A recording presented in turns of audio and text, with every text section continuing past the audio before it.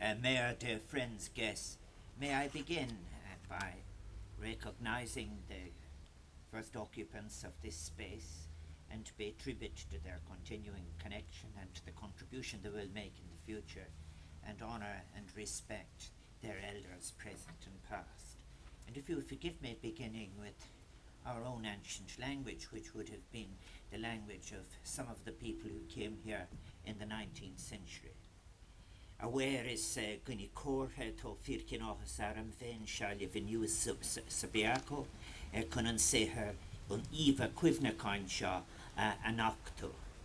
Agus Gunamila Mahage, Socton Firkin Fulsha, Dara Shiv Rome Haim Haim is Revma Van Kela Sarvin, Isiat Son Atoichastel Lam.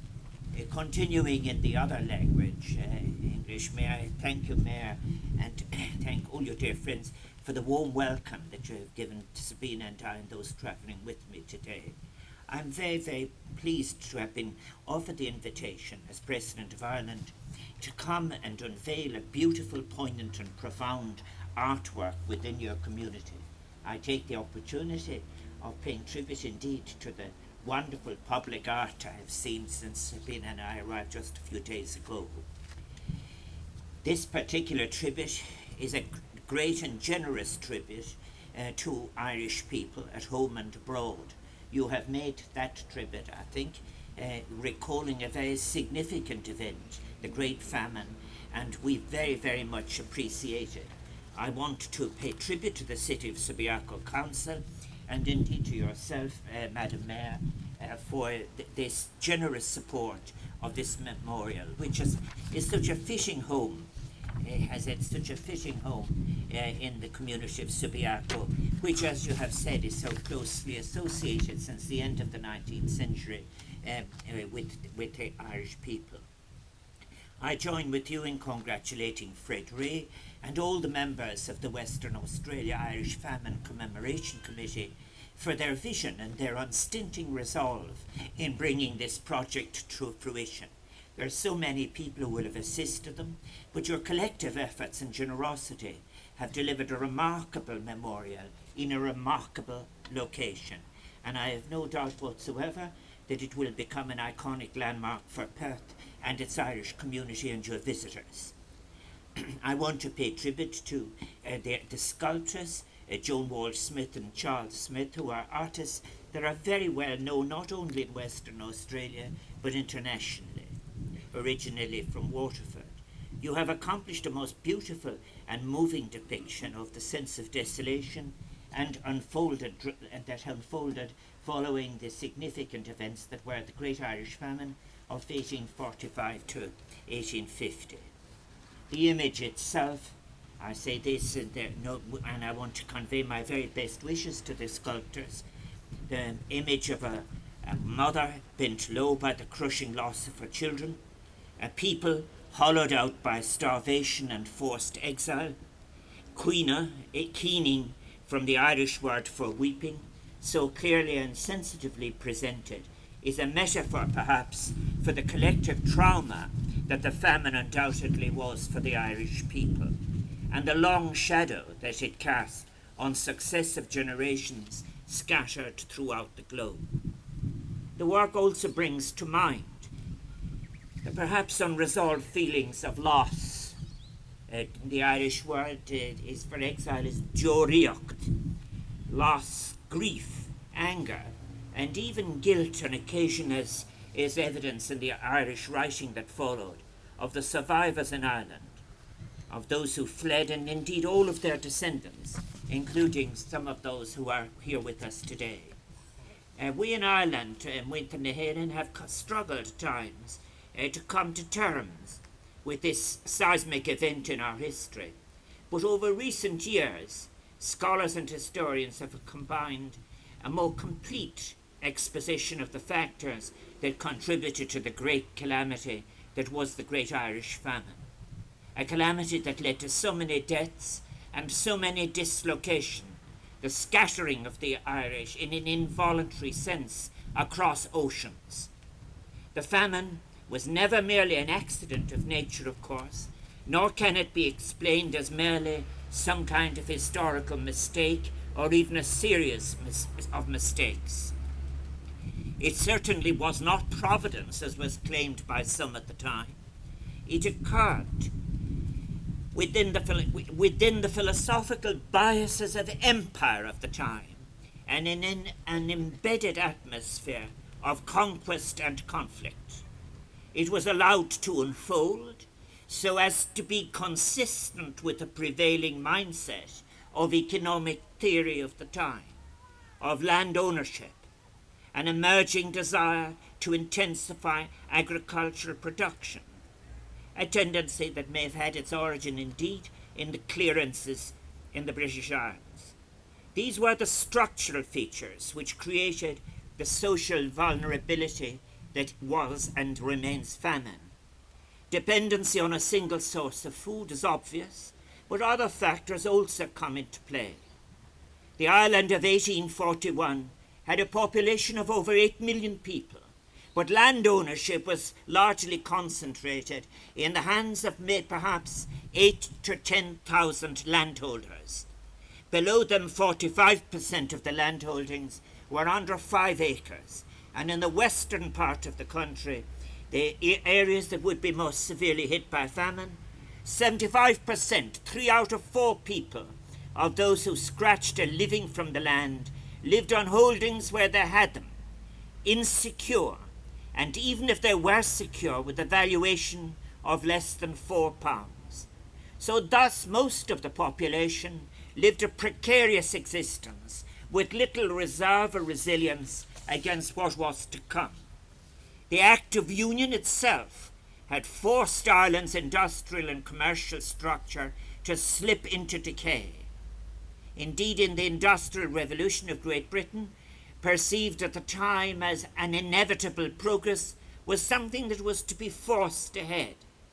And we also can discern in this period and those attitudes the emergence of certain assumptions in the years leading up to the famine that came to dominate political and indeed moral thinking.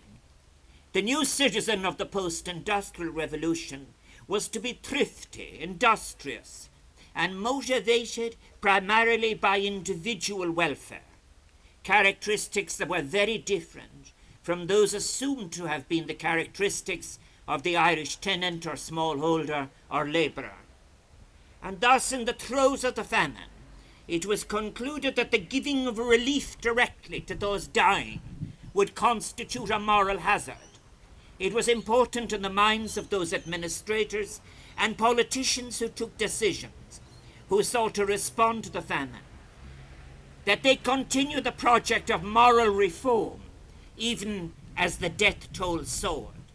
And thus, ultimately, over 1 million Irish people would die of hunger in a relatively short period of time, and related diseases associated with hunger, and a further 2 million would flee from their country. Meanwhile, this was in the name of preventing the creation of a dependency, as imperial elites saw it. It was a target that, in their view, that could not be allowed to slip. And thus, from our different ports in Ireland, in 9 days at Christmas time, 147,000 people would pile into the port of Liverpool and seek assistance. Many would hope to eventually cross the different oceans and find homes abroad. But it is also true, in strict historical records, that the reaction of official Ireland and Britain was complex as the famine unfolded. We must be aware of how the treatment of the Irish famine changed as one year succeeded another after 1847. The first identification of crop failure in 1845 was different to 1846 in terms of policy response. Any resilience in the existing structures of poverty relief was, however, soon perceived to be overwhelmed, and thus the rhetoric as to providence, an act of providence, became a central feature of the discourse in 1847. And thus you would have, I think, by 1848, in response to the revolt of Walsh-Smith O'Brien, we have cartoons in the press presenting the Irish as ingrates, those who were ungrateful to those who were supposedly saving them. We also had the circulation of some manuscripts that suggested that the problem was that the Irish didn't understand the economic theory and that they could be brought to be educated to understand the requirements of providence. News of the emerging catastrophe in Ireland was slow to reach these shores. Word of the potato crop failure of 1845 reached Sydney in February 1846. But the extent and seriousness of the situation was not clearly reflected in media reports, and we must bear in mind the long distances travelled the mail structure at the time. But by August of that year, the first of a series of relief fund meetings were held in Melbourne, quickly followed by Sydney and a number of other centres, and thus by the end of 1846, over £4,600 had been raised and transmitted to the Catholic and Anglican archbishops of Dublin for relief of the poor. It is notable that these sums were made up of thousands of small contributions from all sectors of Irish Australia and their friends. And in 1847-8, the following year, over 8,400 was similarly raised and transmitted. Now, this was a very significant achievement when one thinks about it, given the small size and the very modest means of the Irish community in Australia and its relative isolation from the unfolding events back in their homes. At that time, the Australian colonies hosted an Irish population of over 70,000. Unlike Britain, Canada, or the United States, Australia did not witness the arrival of tens of thousands of emaciated women, men and children fleeing during the actual years of starvation. But between 1845 and 1848, it is estimated that about 14,000 Irish arrived here, mostly not direct victims of the famine, but those who feared they might become so. It was not until later, from 1848 onwards, that famine casualties started to arrive. They were in the form of several thousand girls and young women who volunteered to be relocated from Ireland's workhouses to a new life in the Australian colonies. Remember, they were in the workhouses in conditions that had by definition to have been worse than the worst conditions outside. And sometimes, known as they were as famine brides, these young women and girls had their passage assisted or funded totally through the Earl Grey and similar schemes. They're sometimes referred to as orphans, but many had a surviving parent who sent their child for survival, and it is sobering to think of the desperate situation that these girls faced, where the option of transportation to the other side of the world, of what was going to be permanent separation for most from their homes and surviving family, to a future and setting that they could scarcely comprehend, and to think that they had chosen that this was preferable to what was around them. And while the purpose of these schemes was largely to satisfy a need for more females in the colony, for these women it presented an opportunity as they saw it to escape from the workhouses and the desolation of Ireland at that time. Some of the later transportations in the early 1850s came to Western Australia.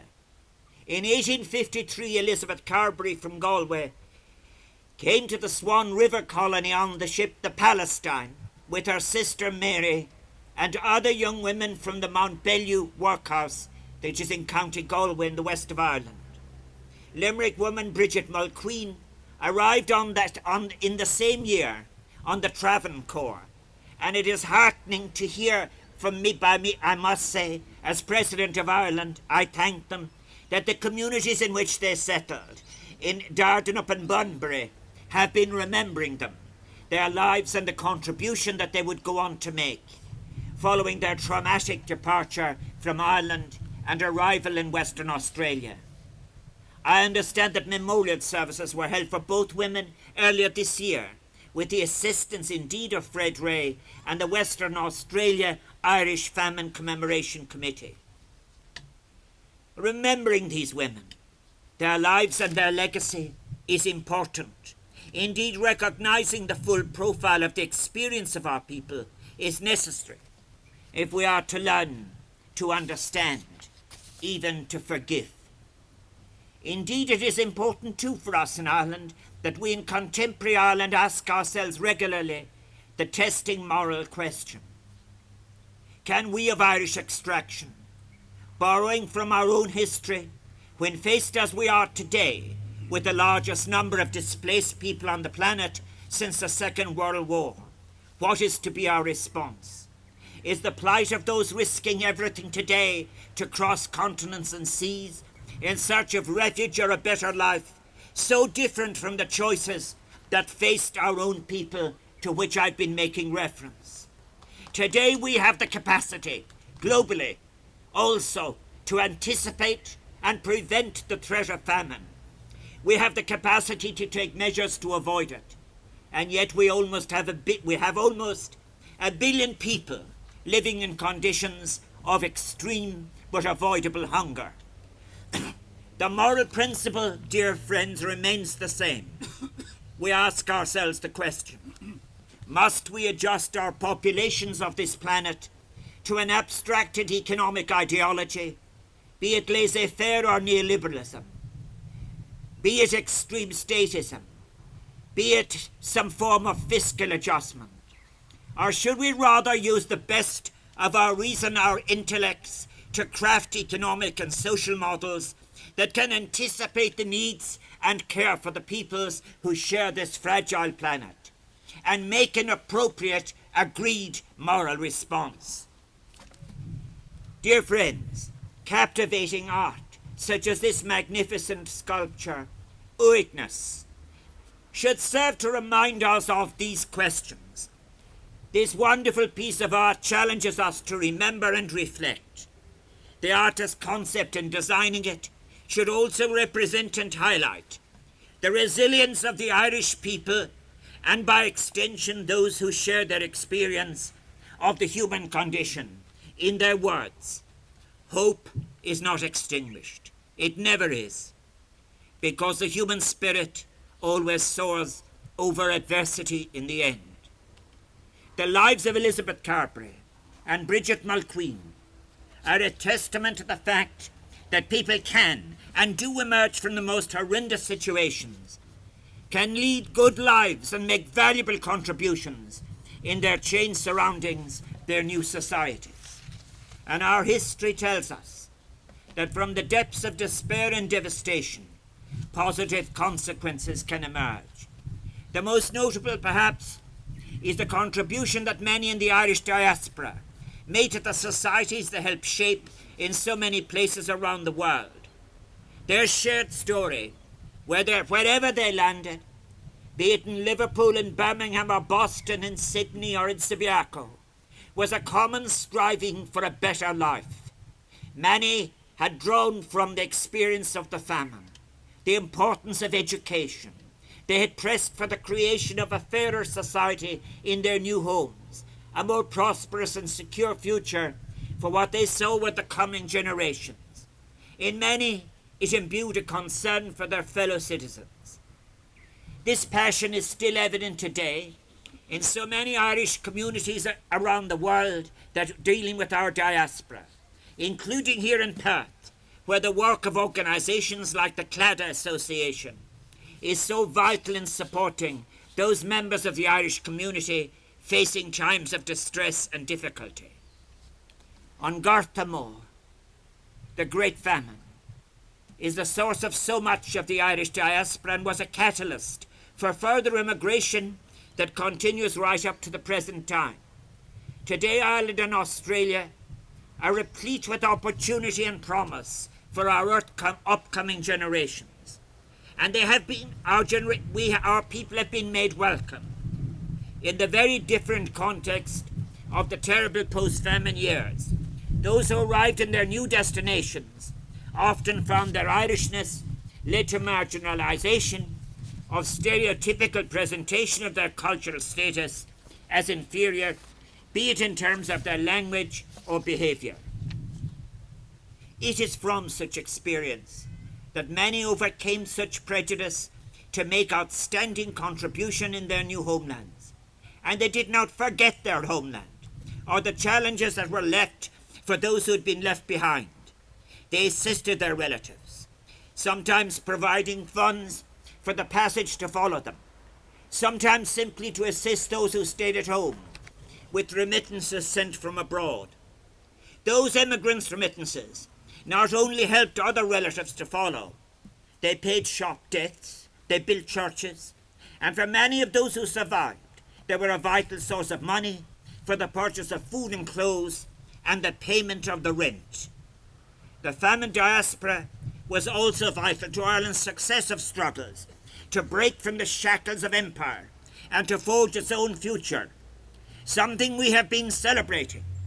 It is important, therefore, that we remember these things, those bonds of kinship and historic mutual support, that we recall the fragility of our daily existence and the perils of doctrinaire approaches that are blind to the vulnerabilities of human beings. Most usefully, we should let the memory of our experience inform our reaction to our fellow human beings facing similar threats today. Garamila Mahaki, Asakt Ishtaklam, Asan Quire Hyolchitam, a Veliver and Akkard Santa Saksha, Radata, Fear Hovak Tak Niwan the Fubble na Gail Perth, Agsa Subiaco, out of Minton the Gailge, Minton the Hair in Ilyog. May I thank you for your patience in listening to my description of the famine, and once again pay tribute to all those who honour Irish people alive today as much as Irish people of the past by putting this significant recall of some great people who fled from the direst circumstances from Ireland and who received a welcome in your country. Thank you for all of those coming in such circumstances that you continue and will continue to receive. Thank you.